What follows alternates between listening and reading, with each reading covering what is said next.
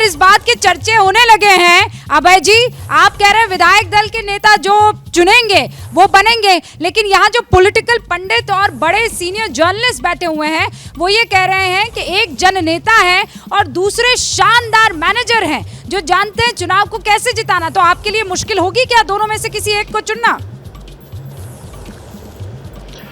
हमारी कांग्रेस पार्टी और उनके नेताओं के प्रति सद्भावना व्यक्त करने के लिए मैं वरिष्ठ पत्रकार महोदय का धन्यवाद अदा करता हूं, मगर अंततः निर्णय तो विधायक दल लेगा। विधायक दल अपना नेता चुनेगा और पार्टी का नेतृत्व तय करेगा। इसलिए इस बात को स्टूडियो में डिस्कस करने की जरूरत नहीं। पहले एक करेक्शन में कर दूं, जो आप अभी आपके साथी संवाददाता ये कह रहे थे कि कांग्रेस पार्टी का वोट परसेंटेज 41% हुआ, तो नहीं, इलेक्शन कमीशन की साइट पर वो कभी 41% नहीं गया, 43% ही है और 36% के आसपास भारतीय जनता पार्टी नहीं, वो 43 ही कह रहे थे सर। वो ये कहा कि 1% घटा है, 43.3 हुआ है। हो सकता है यहाँ 44 गया था, जो 43 हुआ है, तो उसमें 1% की गिरावट आई है, इस पर जिक्र हुआ है।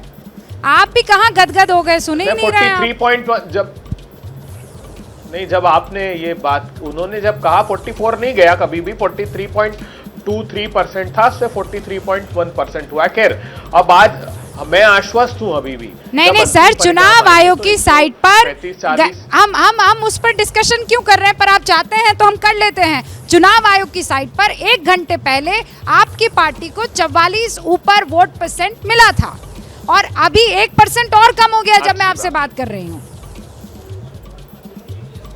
नहीं, ठीक है, मैं आपने उसका जवाब भी दिया, लेकिन मैं आश्वस्त हूं कि हम 135-40 सीटों के आसपास जब अंतिम परिणाम आएंगे तब मुझे उम्मीद है कि हम लोग ओल्ड मैसूर के रीजन में भी बहुत अच्छा करेंगे। वो जेडीएस का किला है जिसको आप भेजेंगे। एब्सोल्युटली। हाँ अभय जी, सिर्फ ये बता दीजिए, ये जीत राहुल गांधी की है या खड़गे साहब की है, जिन्होंने इतनी मेहनत की और इतने तरीके से वहाँ रणनीतिक रूप से काम किया?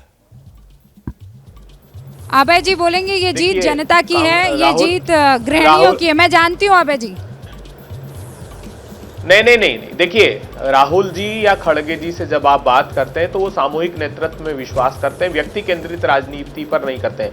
लेकिन हाँ, ये जरूर है, भारत जोड़ो यात्रा ने एक दिशा तय कर दी थी अब भविष्य के भारत के चुनावों की, कि वो बजाय सांप्रदायिक ध्रुवीकरण या दूसरे मुद्दों पर ध्यान भटकाने की अपेक्षा बुनियादी मुद्दों पर होंगे। चाहे वो कांग्रेस पार्टी की सरकार हो, भारतीय जनता पार्टी की सरकार हो, जेडीएस की हो, और जो इस बीच इन बुनियादी मुद्दों और इस बीच आप कह रहे हैं हम कंफर्टेबल पोजीशन में, कंफर्टेबल सिचुएशन में नजर आ रहे हैं, लेकिन हमारी टैली ये कह रही है रुझानों में 110 पर कांग्रेस है, 78 पर बीजेपी और 30 पर जेडीएस है। यहाँ जानकार कह रहे हैं कि अगर 24 ऊपर जेडीएस जाती है तो फिर दिक्कतें खड़ी कर सकती है। बहुत बहुत शुक्रिया अभय जी हमारे साथ जुड़ने के लिए। सुधांशु जी, आपका भी बहुत बहुत शुक्रिया। क्या मजबूरी है मेरी, बताइए।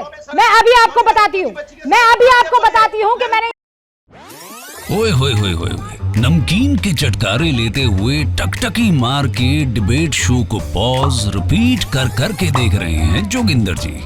इनकी तरह आप भी देखें अपनी फेवरेट डिबेट्स को रिपीट कर और डाउनलोड कीजिए एबीपी लाइव ऐप अपने स्मार्ट टीवी पर।